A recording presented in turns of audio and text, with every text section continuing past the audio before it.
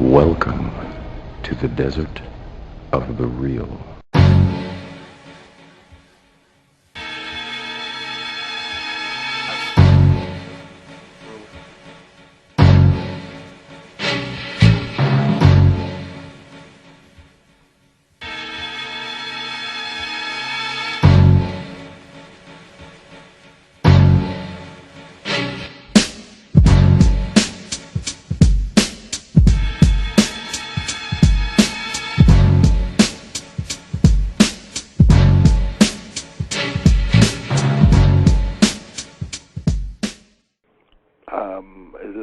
This Lord Kaseem, am I on?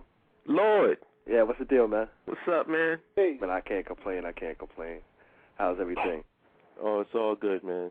Yeah, wanted to shout out my man Afro Styley, you know what I'm saying, Shaka-Ndugu-Kmt. I got one question. I'm heavy on this language thing right now. Like I just downloaded, like I just cracked a few programs, got the Rosetta Stone going on and everything, and I just found a website where you can get this 646 PDF of I guess the MetaNetter, from like it's from Sir somebody, I forgot his name or whatever. I have a chance Wallace Birch. Say that again. Is it Wallace Birch? Yeah, no, it's not the Wallace Budge one. It's somebody else though. But I mean, I can get the Budge one too. But here's what I was asking before: is to learn the MetaNetter language, is that practical and everyday communicate with, or is it more or less a priestly, or is it more like priestly? You know what I'm saying? Like, you know, talking in parables as opposed to me learning Swahili or Yoruba. I don't really understand your question. Are you asking me if the MetaNetter is more like a common people language or more priestly, more reserved? Basically, I want to be able to communicate without other people knowing what we're talking about. That's basically what I'm trying to say. You know what I'm saying? Usually European is, so I want to be able to learn and carry on. All right. Yeah, that's basically. Well, yeah, I see what you mean now. I mean, me personally, I'm learning Swahili now. Swahili, I understand that it's the most spoken language in Africa, though it is not spoken everywhere, but there's most people who speak it. Even though there's some Arabic words, there's some Arabic influence, but it is still a Bantu language at the end of the day. Because I think we should be practical. You know, I mean, me personally, I have a preference for Kemet, so I'm learning the MetaNetter as well. But I don't think it will be.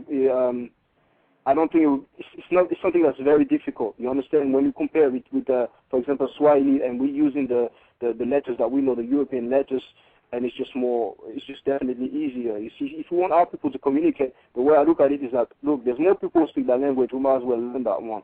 And then the MetaNetter is to take it further. But I don't really see us as a people, you know, like, you know, conversing in MetaNetter. I don't see that. And at the end of the day, it's more a language, it's more a writing than a language, because we're not even sure about the pronunciation. A lot of us say Osar, but it might be Usir or Wusir, you understand? And there's so many things like that, but, you know, I don't want to confuse people like that. Oh, okay. So Swahili it is. I had come to that conclusion, so yeah. So that's the one we downloaded that. I got the Swahili and Yoruba popping off. I like Shaka, your 4 points. You said it's the points of lame scholarship, but I flipped it and said this is the 4 points of true scholarship. When you have names, places, dates, and events.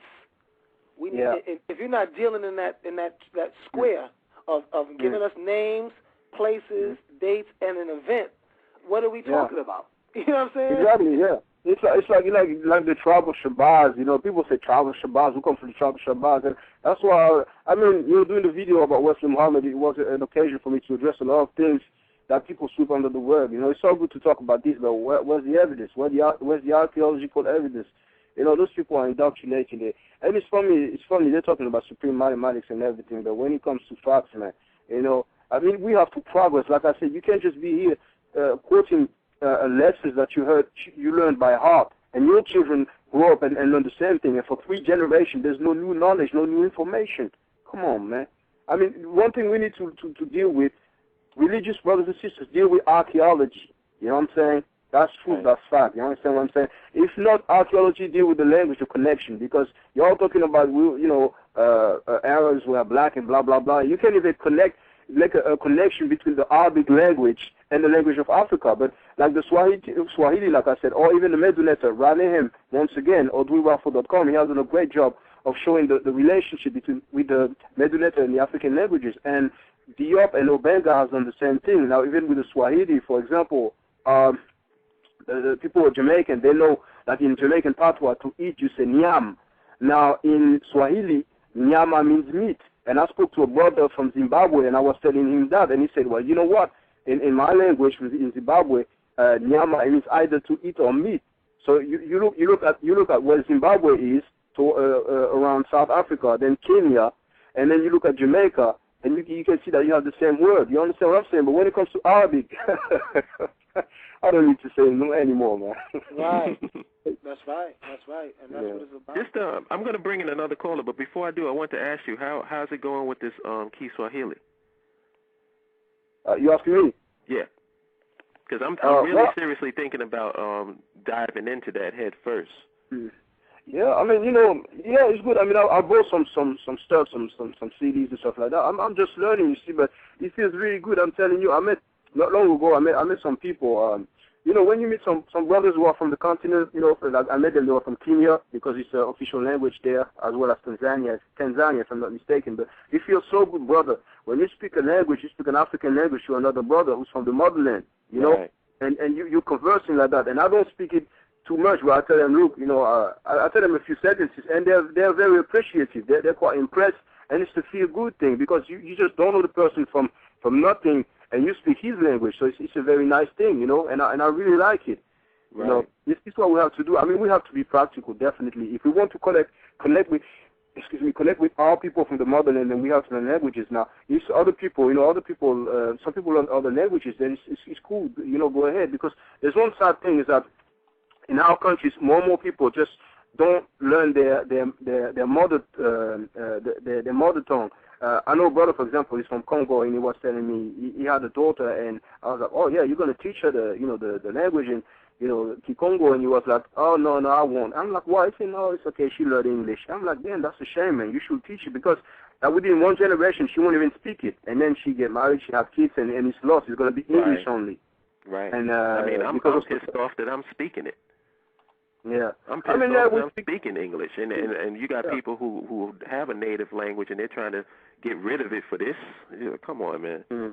Yeah, it's a shame. I mean, we speak it. We might as well just use it to our advantage if we can, but keep on learning the other languages because just communicating like that, it will be a beautiful thing. We have to come to the level where I'm in Florida right now. In Florida, everywhere you go, you have Spanish.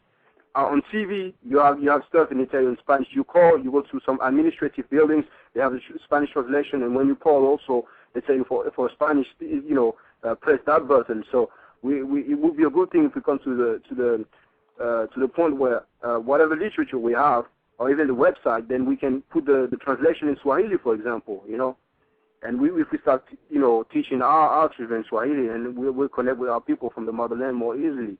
And it will help us also to make the connection with other languages because the Bantu language, there's a word like moto is used in so many countries in Africa, I mean, people will be amazed when they start learning, Even myself, I speak Creole because my parents are from Haiti.